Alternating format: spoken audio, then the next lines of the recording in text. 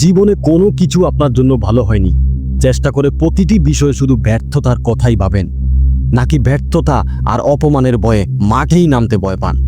যদি আপনি এমন মানুষ হন তাহলে এই ভিডিওটি আপনার জন্য।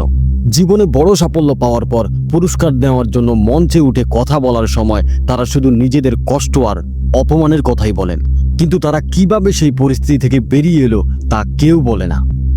প্রথম বিষয় হলো নিজের উপর বিশ্বাস রাখুন। জীবনে আপনার কিছুই হবে না, আপনি যা করেন সবই ব্যর্থ হয়, এমন অভিযোগ যারা করেন তাদের প্রথমে যা করতে হবে তা হলো নিজেকে বিশ্বাস করা। কি ব্যাপার, বিশ্বাস করলেই কি সবকিছু হয়ে যাবে? এটা কি কোনো জাদু? যদি এমন প্রশ্ন করেন তাহলে হ্যাঁ, এটা সত্যিই জাদু। আপনার চিন্তা ভাবনায় যদি আপনার কাঙ্ক্ষিত জিনিস সম্পর্কে স্পষ্টতা এবং তীব্রতা থাকে তাহলে নিশ্চিতভাবে তা আপনার কাছে অবশ্যই আসবে।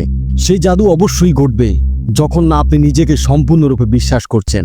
আপনার আশেপাশের লোকেরাও আপনাকে বিশ্বাস করার সুযোগ পাবে না।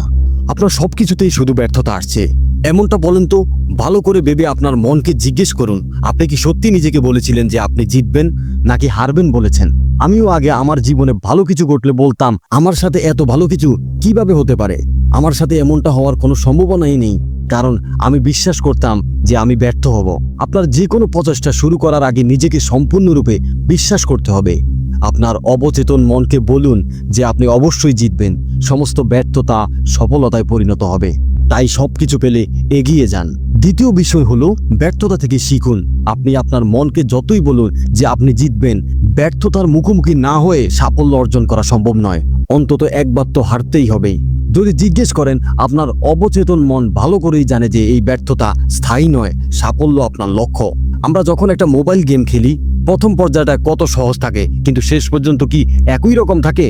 যদি সেটিংয়ে কিছু পরিবর্তন করে খেলাটা সহজ করে দেওয়া হয় তাহলে তো খেলার মজাই থাকবে না, তাই না? সেই গেম পরের পর্বে যেতে হলে অনেকবার হারতে হয়, অনেক কিছু শিখতে হয়, তবেই তাতে দক্ষ হওয়া যায়। এই পরিস্থিতি থেকে কিভাবে বেরিয়ে আসবো এই বলে কান্নাকাটি না করে শান্ত হয়ে ভাবুন, কেন এই ব্যর্থতা হলো, কারণটা খুঁজে বের করুন। সেখান থেকে কি শেখা যায় তা খুঁজে বের করুন। আপনাকে একটা ঈগলের গল্প বলি। কাকের দলের সাথে বড় হওয়া একটি ঈগল কয়েক মাস পর কাকদের সাথে আকাশে উঠছিল। তখন প্রচন্ড বজ্রপাতের সাথে বৃষ্টি শুরু হলো। বৃষ্টি দেখে সব কাক নিরাপদ জায়গায় যাওয়ার কথা বলল, কিন্তু সেই ঈগলটি শুধু মনে মনে বলছিল, আমি উপরে উড়বো, আমি আরো উপরে উড়বো। তখন পাশের কাকটি বলল, কি আবল তাবল বকছিস, আমাদের তাড়াতাড়ি নিজেদের জায়গায় যেতে হবে। এই কথা শোনার সাথে সাথে ঈগলটি নিজের ডানা চাপটে উপরে উঠতে শুরু করলো। আমি ওর কথা শুনবো না, আমি মেঘের উপরে উঠতে পারবো, এই বলে উড়ে যাওয়ার সময় হঠাৎ একটা বড় বাজ গাছে পড়লো। আর সেই শব্দ ও আলো সহ্য করতে না পেরে ঈগলটি ভারসাম্য হারিয়ে একটি গাছে ধপ করে পড়ে গেল।